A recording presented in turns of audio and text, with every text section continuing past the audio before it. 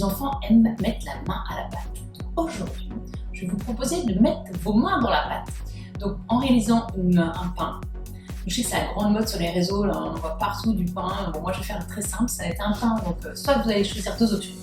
La première option, c'est la baguette magique. La baguette magique, elle ne nécessite pas de pétrissage, elle est hyper facile, elle est sur mon blog, je vous mettrai en lien. Il y a une vidéo qui vous explique comment la réaliser aussi. Donc ça, les enfants la connaissent, c'est celle qu'on fait à l'école. Et après, vous n'avez pas à la manipuler, c'est vraiment une pâte très collante, donc voilà, vous n'avez pas à mettre la main dans la pâte presque. Et la deuxième option, donc ça, si vous n'êtes pas pressé, vous êtes pressé, pardon, vous faites cette baguette magique. Et si vous avez envie de prendre un peu plus de temps et que vous avez la possibilité de le prendre, réalisez le pain express, qui est un pain très facile aussi à faire. Alors il faut un pétrin, mais on peut le faire aussi à la main, ça se fait quand même bien. On peut le faire aussi, donc moi je le fais au Thermomix, vous pouvez le faire dans une machine à pain, vous faites juste le pétrin, vous la sortez votre pâte et vous la manipulez après à la main depuis son four, ou dans les robots pâtissiers qui font ça aussi très bien. Voilà, vous avez plusieurs options. Donc je vous montre, allez, je vous montre cette recette. On met un peu de farine, vous avez vu la pâte à pain, voilà, elle est vraiment hyper, voilà. Si vous mettez, elle colle un peu, vous remettez un peu de farine, mais elle est vraiment parfaite. Donc une pâte à pain, voilà, vous la manipulez, le but c'est de faire rentrer un peu d'air dedans. Hop. Voilà. Et après, on refait une boule de campagne, juste en faisant comme ça, en pinçant sur le pain en fait, avec nos mains. Et ainsi la boule de campagne se formera. Il y a un petit défaut, mais ça c'est pas très grave. Parce que vous allez voir qu'aujourd'hui, je ne vais pas réaliser cette boule de campagne. Et je vous montre, vous avez juste à faire une petite incision et sur le dessus vous avez vraiment votre boule de campagne. Cette pâte en fait j'ai réalisé avec de la levure fraîche, vous pouvez faire avec de la levure sèche aussi. Vous pouvez faire un trou au milieu, si ça colle un peu, vous prenez un peu de farine, voilà.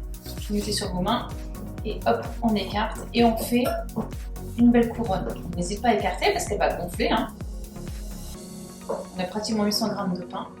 Donc voilà, une belle couronne. Là, on coupe. C'est équivalent de 2-3 baguettes. Donc ça, vous imaginez que vous pouvez faire 3 baguettes. Je vous montre sur une pour que vous puissiez vous rendre compte. Et donc là, vous coupez, on va dire à 30 degrés, votre ciseau, vous mettez, et là on fait notre baguette épine. Épile, pardon.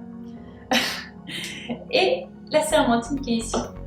Super. Donc là, vous avez votre petite baguette épice, c'est quand même sympa. Donc soit vous choisissez cette forme, soit juste la boule. Et là, aujourd'hui, je vous propose de faire un pain en forme de marguerite. Alors ceux qui ont déjà vu des démonstrations Thermomix la connaissent. Je pense que c'est sympa de leur voir. En général, on aime bien faire cette recette-là. Alors, il nous faudra 7 petites boules. Donc c'est ça qui est bien, c'est qu'en famille, on peut le faire. Chacun fait sa petite boule. Et donc là, un peu de farine. On fait comme avec la grosse. Hein, vous appuyez la grosse boule tout à l'heure. On appuie, on remet au centre. Et voilà. Et ça, on pince comme ça. Hein. Juste sur la base. Ça sert à rien de la prendre dans les mains, de la manipuler comme la pâte à crème. Et votre petite boule, elle est prête. Hop, on continue. On fait ça avec les 7.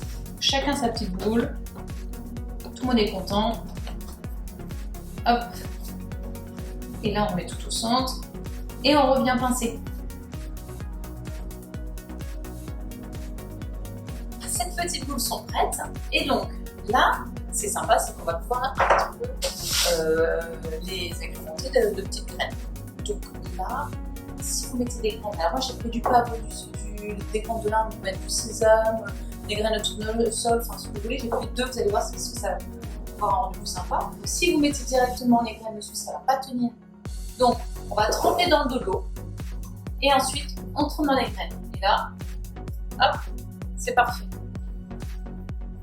Et on fait ça en alternant une de lin, une de pavot.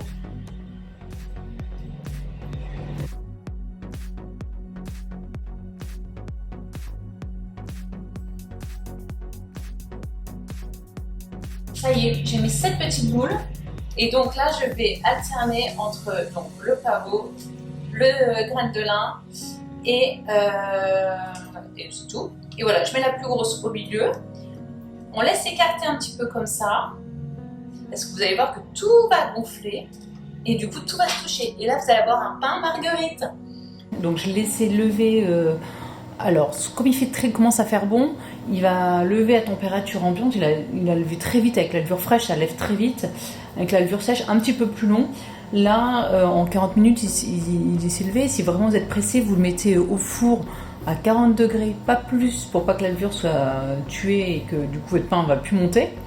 Donc vraiment un minimum de 40 degrés ou derrière une baie vitrée là, avec le soleil, ça pousse super bien. Mais sinon, il faut compter 20 minutes au four à 40 degrés.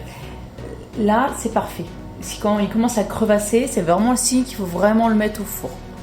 Cette pâte à pain, vous pouvez très bien la garnir aussi avec des lardons, des morceaux de fromage, des graines. Vraiment, vous faites-la à votre goût. Alors, vous entendez, le four, il est à 250, il est prêt. On enfourne directement à 250. L'astuce, comme pour la baguette magique, c'est sur le lèche-frit. Donc, l'équivalent d'un verre d'eau.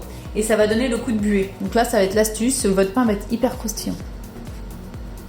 Êtes-vous prêt à découvrir ce super pain marguerite? Attention à vos yeux. Regardez comment il est chouette. Alors, et pour savoir s'il est bien cuit, vous pouvez tapoter dessus. Et on doit entendre comme si on tapait dans du creux en fait. Donc voilà, votre pain marguerite est prêt. J'aimerais bien que vous ayez réalisé un pain avec des formes multiples que vous avez envie et de voir un peu vos réalisations. Ça me ferait vraiment plaisir que vous me partagiez ça sur Instagram.